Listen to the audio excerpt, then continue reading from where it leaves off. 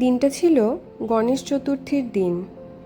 সকালবেলায় বাড়িতে পুজো সেরে বিকেলের দিকে আমরা চলে গেলাম এখানকার একটা হিন্দু টেম্পলে। আমরা খবর পেয়েছিলাম এখানে খুব সুন্দর করে গণেশ পুজোর আয়োজন করা হয়েছে, তো সেই জন্যই আমরা পুজো দেখার উদ্দেশ্যে বেরিয়ে পড়লাম।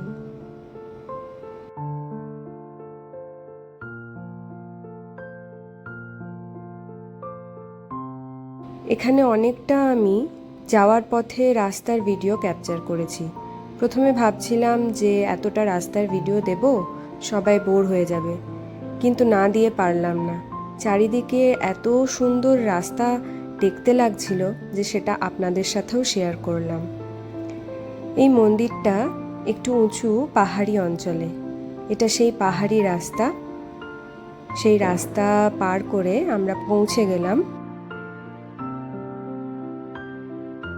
মন্দিরে ঢোকার আগেই একটা এরিয়াতে এখানে সবাই জুতো খুলে রাখছিল, তো এখানে আমরা জুতো খুলে রেখে মেন মন্দিরে প্রবেশ করলাম। এটাই হলো সেই মেন মন্দির। মন্দিরটি তৈরি হয়েছে একদম আমাদের তিরুপতি তিরুমালার মন্দিরের আদলে। দেখে সামনের থেকে পুরো মনেই হচ্ছিল যে যেন তিরুপতি চলে এসেছি।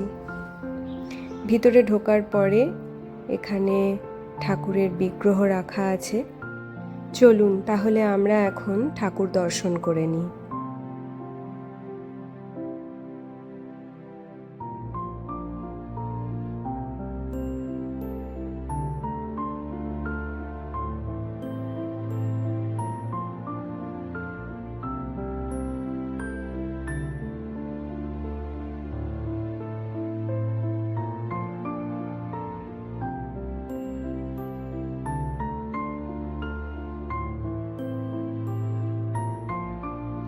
ঠাকুর দর্শন করার পরে মন্দিরের চারিপাশটা একবার প্রদক্ষিণ করতে হয়, সেই জন্য আমরাও একবার প্রদক্ষিণ করে নিলাম।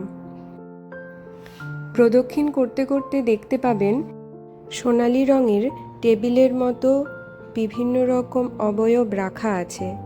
প্রথমে বুঝতে না পারলেও পরে বুঝতে পারলাম এগুলো বিভিন্ন ঠাকুরের পুজোর সময় তাদের বাহনরূপী আসন। যেমন একটা উদাহরণ দিয়ে বলা যেতে পারে, এখানে দেখতে পাবেন ষাঁড় রাখা আছে।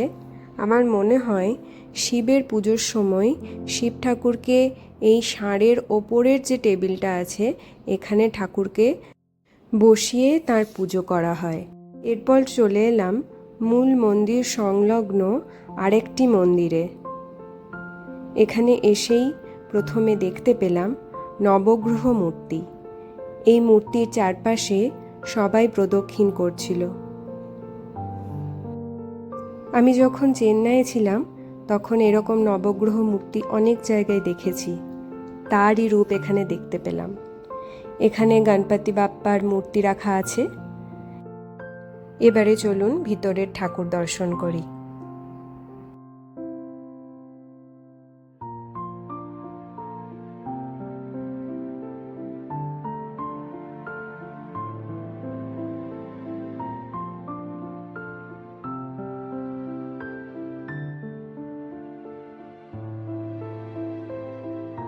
মন্দিরটা যতটাই সুন্দর ততটাই সুন্দর হচ্ছে তার আশেপাশের পরিবেশ।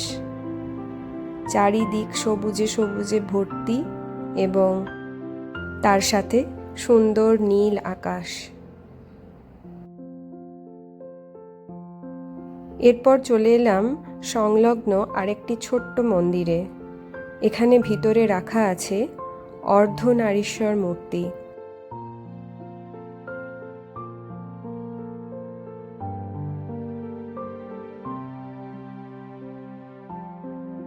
আরও একটি সংলগ্ন ছোট্ট মন্দির। এই মন্দিরের ভেতরে আছেন বজরংবলী।